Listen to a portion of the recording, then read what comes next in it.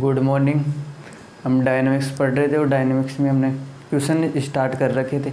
आज हम next question start करेंगे। क्वेश्चन नंबर 6 तक हमने कर लिए थे और आज क्वेश्चन नंबर 7 हम स्टार्ट कर रहे हैं। तो क्वेश्चन नंबर 7 है, एक कण समान सर्पिल r equal to a e⁻θ में इस प्रकार गतिमान है कि इसका अरीय त्वरण क्या है, शून्य हो तो सिद्ध कीजिए कि कोणीय वेग अचर होगा तथा उसके वेग व त्वरण में से प्रत्येक का परिणाम r के समानुपाती होगा। तो ये मैं लिख देता हूँ क्वेश्चन नंबर 7। क्वेश्चन नंबर 7 है, एक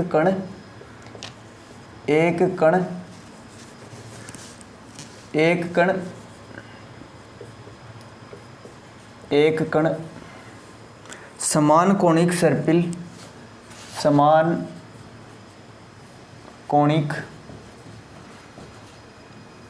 सर्पिल r equal to a e⁻θ में इस प्रकार गतिमान है कि में इस प्रकार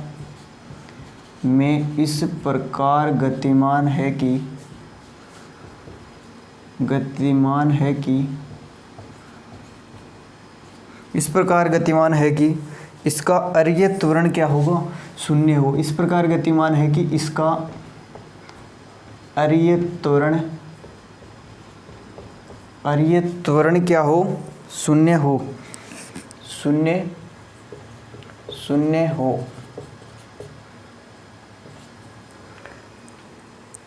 तो सिद्ध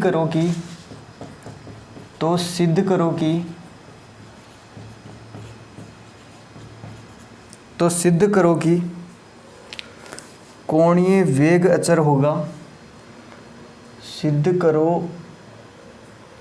करो कि कोणीय वेग अचर होगा तथा उसके वेग व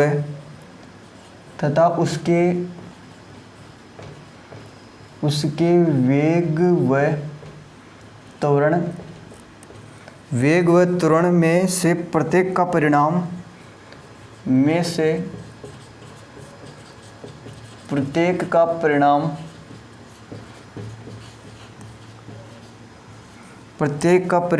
r के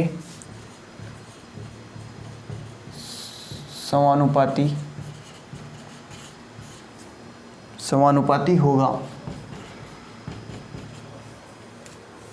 तो यहाँ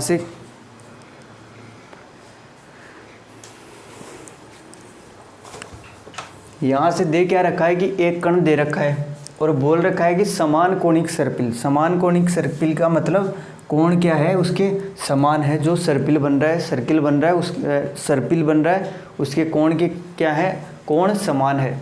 और r इक्वल टू दे रखा है a e⁻θ में इस प्रकार गतिमान है कि इसके अरीय त्वरण क्या हो, शून्य। अरीय त्वरण का मतलब, अरीय त्वरण दे रखा है शून्य।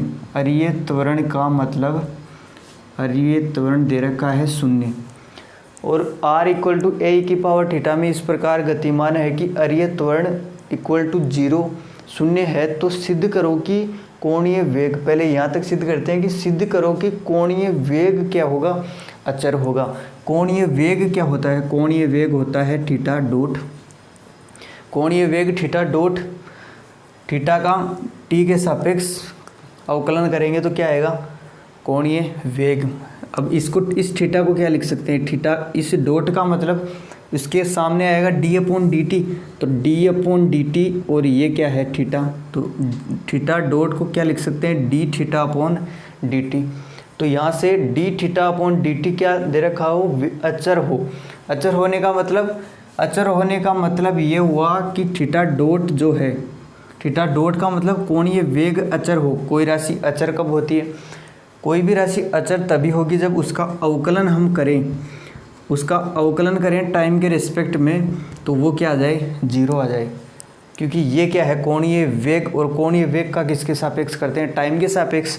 तो अगर इसका अवकलन कर दे और 0 मान आ जाए तो ये क्या होगा, अचर होगा। थीटा डॉट क्या है, थीटा डॉट है कोणीय वेग, और कोणीय वेग को अचर दिखाने के लिए, थीटा डॉट को अचर दिखाने के लिए क्या करेंगे, टी के सापेक्ष अगर इसका अवकलन करें, कोई भी राशि है कांस्टेंट राशि, कांस्टेंट राशि का अचर क्या, कांस्टेंट राशि का अवकलन क्या होता है, जीरो। तो अगर हम ये दिखा दें, हमें दिखाना क्या है कि अचर होगा, अचर का मतलब कांस्टेंट, तो थीटा डॉट को कांस्टेंट दिखाने के लिए अगर इसका अवकलन करें और वो जीरो आ गया तो इसका मतलब थीटा डॉट क्या है, अचर है। तो यहाँ से पहले तो ये देखेंगे कि हमें दे क्या रखा है और प्रूफ क्या करना है। तो यहाँ से मतलब सिद्ध क्या करना है, मतलब प्रूफ करना है। तो यहाँ से r = a की पावर थीटा, तो यहाँ से पहले सॉल्यूशन देखेंगे कि r = a की पावर थीटा, जहाँ a क्या है, a है कांस्टेंट और e की पावर थीटा, r = a की पावर थीटा। तो यहाँ r = a की पावर थीटा, और अरीय त्वरण क्या है, अरीय त्वरण क्या है, शून्य।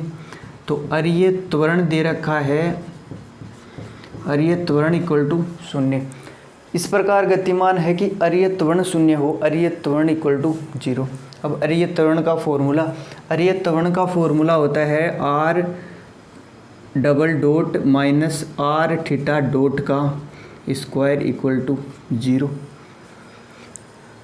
r double dot minus r theta dot का स्क्वायर = 0। डॉट का मतलब, इस सिंगल डॉट का मतलब कि आगे आएगा d/dt, और डबल डॉट का मतलब आगे आएगा d²/dt²। r डबल डॉट का मतलब, r डबल डॉट का मतलब r के आगे d²/dt² 2 बार। अगर यहाँ 3 डॉट हो तो d³/dt³।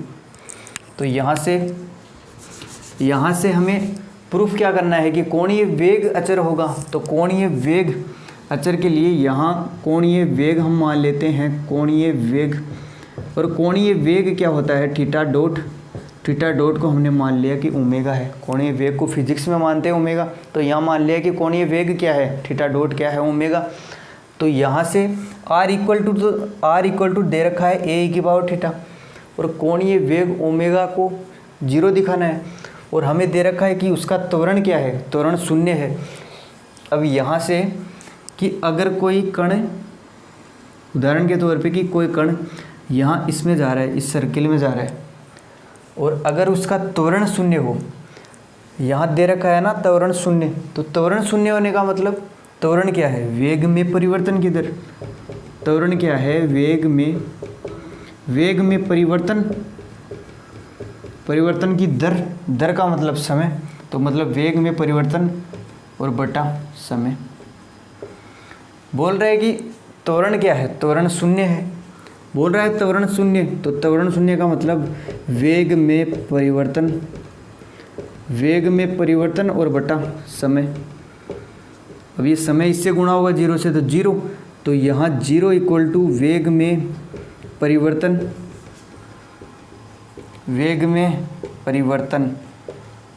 मतलब वेग में परिवर्तन शून्य है, मतलब वेग क्या है, कांस्टेंट वेग से जा रहा है। और यहाँ से मान लो 20 किलोमीटर प्रति घंटा की रफ्तार से कोई जा रहा है, इस पॉइंट से यहाँ से जा रहा है, तो इसका त्वरण शून्य होगा यदि, तो 20 किलोमीटर की रफ्तार से चलेगा, ये ना तो 19 होगा और ना 20। क्यों? क्योंकि इसका त्वरण शून्य है। और त्वरण क्या है, त्वरण है जो वेग में परिवर्तन हो रहा है, और लेकिन वेग में तो परिवर्तन है ही नहीं, तो अगर वेग में परिवर्तन नहीं है तो वेग में परिवर्तन नहीं है तो 0। तो हमें क्या दिखाना है कि वेग, कोणीय वेग अचर है, तो वेग यहाँ अचर ही तो है, क्योंकि यहाँ 20 किलोमीटर की रफ्तार से जा रहा है, वो 20 किलोमीटर की रफ्तार से जा रहा है, तो वो क्या हुआ, अचर ही तो हुआ, क्योंकि त्वरण शून्य है, मतलब वेग में परिवर्तन नहीं है, और वेग में परिवर्तन नहीं है तो वेग क्या है, कांस्टेंट है। तो यहाँ से हमें क्या दिखाना है, कोणीय वेग ओमेगा को क्या दिखाना है, कांस्टेंट दिखाना है। तो कोणीय वेग ओमेगा को कांस्टेंट दिखाने के लिए हम उसका अवकलन 0 ला दें। अवकलन 0 लाने का मतलब कि कोई भी कांस्टेंट राशि है तो उसका अवकलन 0 कब आता है, जब वो क्या हो, कांस्टेंट हो। तो हमें कांस्टेंट ओमेगा को दिखाना है, तो ओमेगा को हम टाइम के रेस्पेक्ट में अगर अवकलन करेंगे 0 आ जाएगा, तो वो क्या है, कांस्टेंट। अब इसको आगे सोल्व करते हैं कि r double dot minus r theta dot का स्क्वायर। अब हमें इस फॉर्मूले में रखने के लिए r डबल डॉट चाहिए, अब आर डबल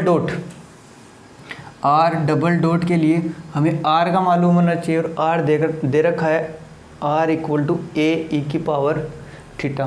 तो हम आर डबल डॉट को क्या लिख सकते हैं, आर डबल डॉट को लिख सकते हैं डी अपॉन डी टी, और आर डॉट एक डॉट को आगे लिए डी अपॉन डी टी। तो इसका मतलब आर डबल डॉट का मतलब है D upon D T R dot. तो अब हमें आर डॉट चाहिए, तो आर डॉट निकालने के लिए आर की वैल्यू क्या है, आर की वैल्यू आर डॉट को क्या लिख सकते हैं, डॉट का मतलब आगे डी अपॉन डी टी और आर, तो ये डी अपॉन डी टी इस साइड जाएगा तो फिर से डॉट।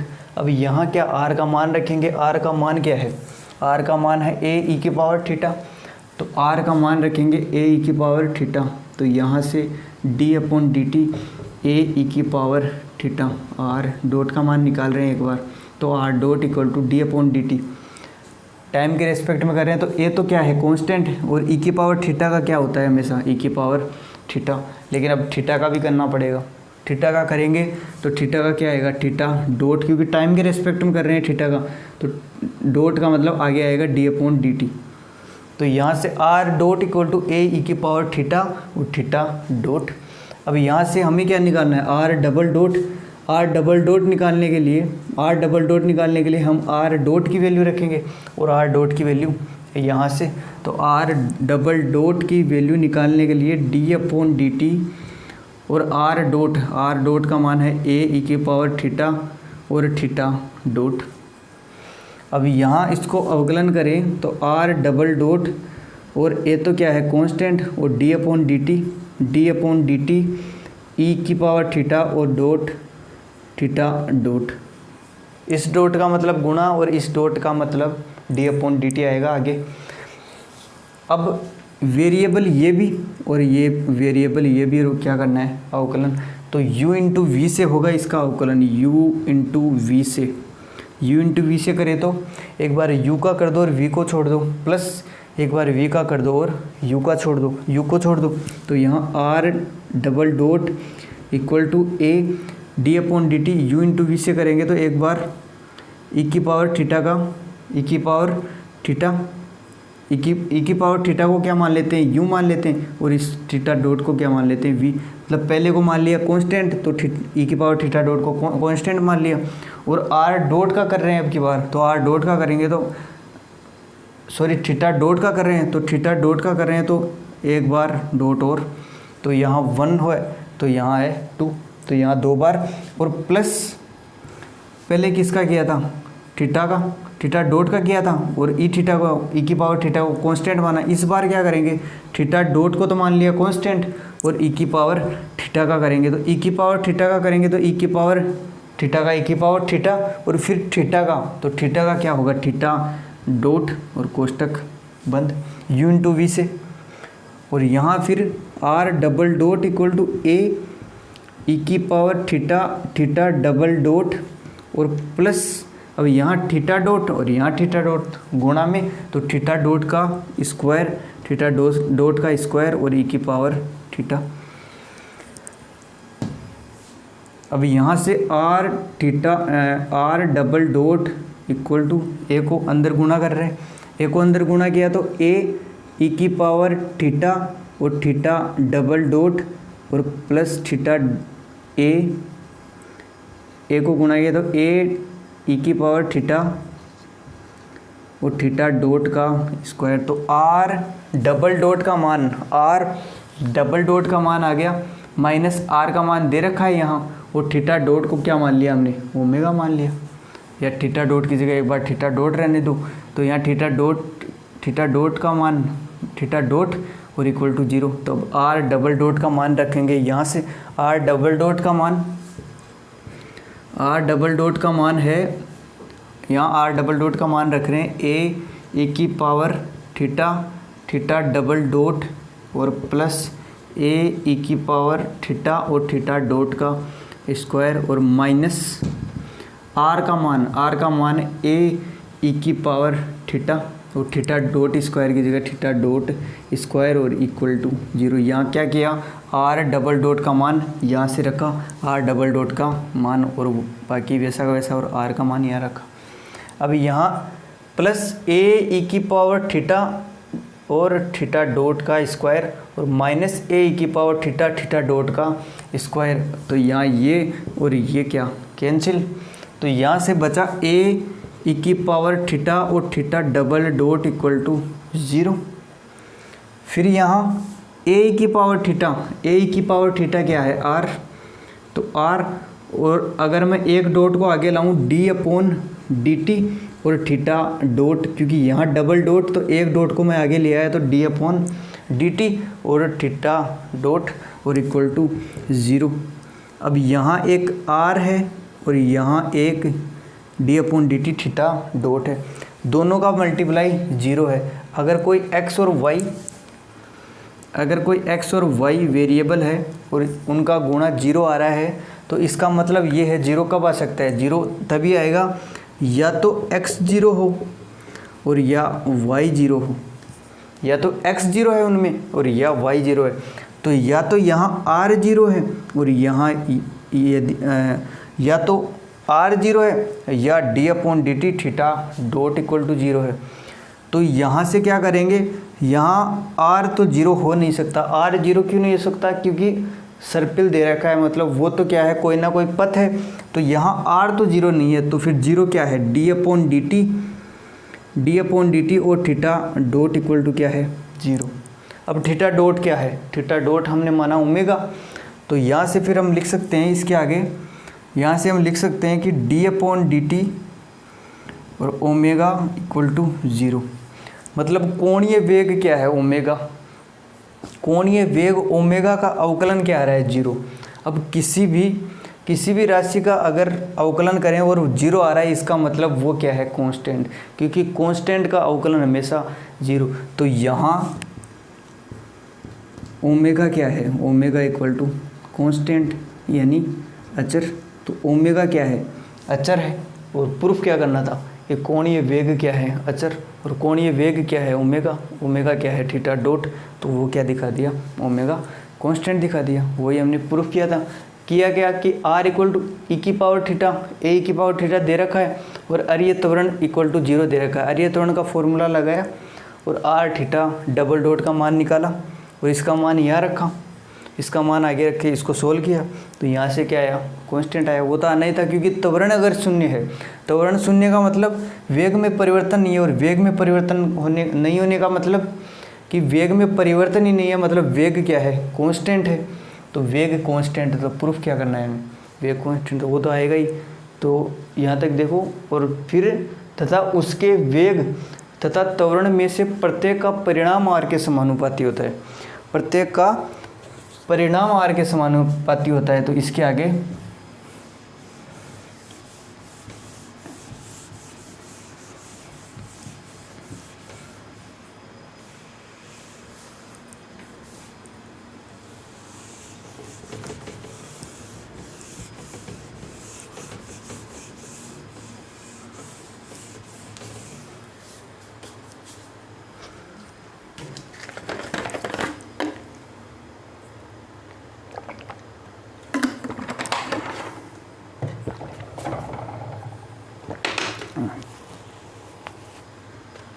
अब यहाँ क्या दिखाना है कि वेग व त्वरण में से प्रत्येक का परिणाम r के समानुपाती है। तो वेग के फॉर्मूले कितने, वेग के फॉर्मूले 2, अरीय वेग और अनुप्रस्थ वेग, अरीय वेग और अनुप्रस्थ वेग, क्योंकि वेग व त्वरण में से प्रत्येक का परिणाम r के समानुपाती है। अरीय वेग, तो अरीय वेग क्या है, अरीय वेग है r डॉट और अनुप्रस्थ वेग क्या है r थीटा डॉट। और फिर त्वरण, तो अरीय त्वरण क्या है, अरीय त्वरण क्या होता है, अरीय त्वरण होता है r double dot minus r theta dot का स्क्वायर। फिर क्या अनुप्रस्थ त्वरण, अनुप्रस्थ त्वरण है 2r थीटा r डॉट और थीटा डॉट और plus r theta double dot. तो ये बोल रहा है कि वेग व त्वरण में से प्रत्येक का परिणाम, परिणाम मतलब, अरे ये वेग क्या था, हमने थ्योरम करी थी तो कि दिशा में, उसकी दिशा में जो वेग है वो तो क्या है, अरे ये वेग, और उसके 90 डिग्री पे, 90 डिग्री पे जो वेग है वो है अनुप्रस्थ वेग। मतलब अरे ये वेग तो ये, और अनुप्रस्थ वेग इसके 90 डिग्री पे। तो इसका परिणाम, परिणाम का मतलब दोनों के बीच में से जाएगा। एक रिजल्टेंट मतलब एक इस साइड वेग जा रहा है, एक इस साइड, तो एक बीच में क्या जाएगा, रिजल्टेंट वेग। तो उसके लिए क्या करते हैं हम कि इसका स्क्वायर करते हैं, इसका स्क्वायर करते हैं, और दोनों को क्या करते हैं, दोनों का रूट निकालते हैं। तो इसका मतलब है आर डॉट का स्क्वायर और प्लस आर थीटा डॉट का स्क्वायर का अगर रूट करें तो परिणाम क्या आएगा, परिणामी वेग आएगा। तो परिणामी वेग, परिणामी वेग कैसे आता है, अरे ये वेग का स्क्वायर और प्लस अनुप्रस्थ वेग का स्क्वायर का अगर रूट करें, अंडर रूट करें तो क्या आएगा, परिणामी वेग। क्योंकि अरे ये वेग तो इस दिशा में होगा और अनुप्रस्थ वेग उसके जस्ट 90 डिग्री पे, तो उसके लिए अगर परिणामी निकालें, क्योंकि बोल रहा है कि परिणामी आर के समानुपाती होता है, तो हम परिणामी वेग निकालेंगे। परिणामी वेग में देखेंगे कि आर के समानुपाती होता है या नहीं, ये हमें प्रूफ करना है कि आर क्या हो, उसके समानुपाती हो। तो यहाँ से अगर हम इसको आगे सोल्व करें तो आर डॉट, यहाँ से अगर आर डॉट निकालें तो ए ई की पावर थीटा, ए कॉन्स्टेंट, और ई की पावर थीटा का ई की पावर थीटा अवकलन, और फिर थीटा का तो थीटा डॉट। फिर यहाँ से आगे करेंगे तो आर डॉट का स्क्वायर, आर डॉट का स्क्वायर का मान कितना आया, आर डॉट का स्क्वायर का मान आया ए ई की पावर थीटा और थीटा डॉट का स्क्वायर, मतलब ए स्क्वायर, इसका एक बार होल स्क्वायर कर देते हैं क्योंकि आर डॉट की जगह ए की पावर थीटा थीटा डॉट, तो यहाँ से ए की पावर थीटा थीटा डॉट का स्क्वायर और प्लस आर की जगह रख लेते हैं आर ही, और थीटा डॉट का मान थीटा डॉट, या फिर ओमेगा ले लेते हैं, ये ओमेगा स्क्वायर। और हमने पहले प्रूफ कर चुके हैं कि ओमेगा क्या है, ओमेगा कांस्टेंट है, ओमेगा कांस्टेंट है। तो यहाँ ए की पावर थीटा की जगह क्या रख सकते हैं, ए की पावर थीटा की जगह रख सकते हैं आर। तो यहाँ आर और थीटा डॉट की, यहाँ थीटा डॉट की जगह, यहाँ भी हम थीटा डॉट की जगह ओमेगा लिख सकते हैं। तो यहाँ ओमेगा, तो यहाँ आर और यहाँ ओमेगा का स्क्वायर और प्लस आर ओमेगा का स्क्वायर, आर ओमेगा का बाहर स्क्वायर। अब यहाँ भी आर ओमेगा का स्क्वायर और प्लस यहाँ भी आर ओमेगा का स्क्वायर, तो कितने ओमेगा स्क्वायर, 2 ओमेगा स्क्वायर। तो यहाँ से under root 2 R omega square, मतलब एक बार 1 आर ओमेगा स्क्वायर और प्लस 1 आर ओमेगा का होल स्क्वायर। तो इन दोनों को जोड़ेंगे तो 2 आर ओमेगा स्क्वायर। अब यहाँ से अगर इसका अंडर रूट हटाना चाहें तो 2 के लिए तो अंडर रूट 2 और फिर आर स्क्वायर भी अंडर रूट में है, तो आर स्क्वायर अंडर रूट में है तो वो कैंसिल कर देगा आर स्क्वायर, तो और बचेगा क्या आर, और फिर ओमेगा स्क्वायर पे भी अंडर रूट आएगा, तो ओमेगा स्क्वायर का होल स्क्वायर है, तो इसका रूट अगर खोले तो इसको हम लिख सकते हैं ओमेगा, क्योंकि इसकी पावर, अंडर रूट का मतलब क्या है, अंडर रूट का मतलब है ओमेगा स्क्वायर की पावर 1/2। अब यहाँ से पावर 2 भी है और 1/2 भी है, तो ये गुणा होके 2 से 2 कट कैंसिल, तो ओमेगा की पावर 1 और ओमेगा का पावर 1 का मतलब ओमेगा। तो यहाँ से अंडर रूट 2, क्योंकि अंडर रूट 2 का तो मान क्या आएगा, पॉइंट में आएगा, तो इसको तो रख लिया अंडर रूट 2 और आर स्क्वायर का आर और ओमेगा स्क्वायर का ओमेगा, अगर अंडर रूट खोले तो। और ये क्या है, परिणामी वेग, परिणामी वेग। और आगे इसको देखें तो अब यहाँ से हमने प्रूफ किया भी कि कोणीय वेग क्या है, कोणीय वेग अचर मतलब ओमेगा क्या है कांस्टेंट और अंडर रूट 2 भी क्या है कांस्टेंट। तो परिणामी वेग equal to under root 2 dot omega और डॉट आर। अभी यहाँ अंडर रूट 2 कांस्टेंट है और ओमेगा क्या हमने प्रूफ किया कि वो भी क्या है कांस्टेंट। अगर किसी राशि के इक्वल हो और कांस्टेंट हो और कोई वेरिएबल राशि हो, वेरिएबल मतलब जो वेरी कर सकती है, जो बढ़ भी सकती है और घट भी सकती है, तो उसके लिए अगर कांस्टेंट हो और इक्वल हो तो उसको हम समानुपाती में कन्वर्ट कर सकते हैं और जो वेरिएबल है उसको हम ऐसे लिख के और यहाँ लिख सकते हैं परिणामी वेग। तो यहाँ से आया क्या कि जो परिणामी वेग है वो आर के क्या है समानुपाती। और यही हमें एक तो प्रूफ यही करना था कि उसके वेग में से प्रत्येक का परिणाम, तो प्रत्येक का परिणाम क्या आया आर के समानुपाती। तो परिणामी वेग क्या है, परिणामी वेग है आर के समानुपाती। फिर हमें प्रूफ क्या करना है त्वरण के लिए। तो त्वरण के लिए क्या करेंगे, त्वरण के लिए भी इन दोनों का स्क्वायर करके जोड़ देंगे, इन दोनों का स्क्वायर करके जोड़ेंगे और रूट लेंगे, फिर इसको सोल्व करेंगे। आगे तो एक कांस्टेंट आएगा और आर आएगा, तो उसको आप कर लेना, इजी है।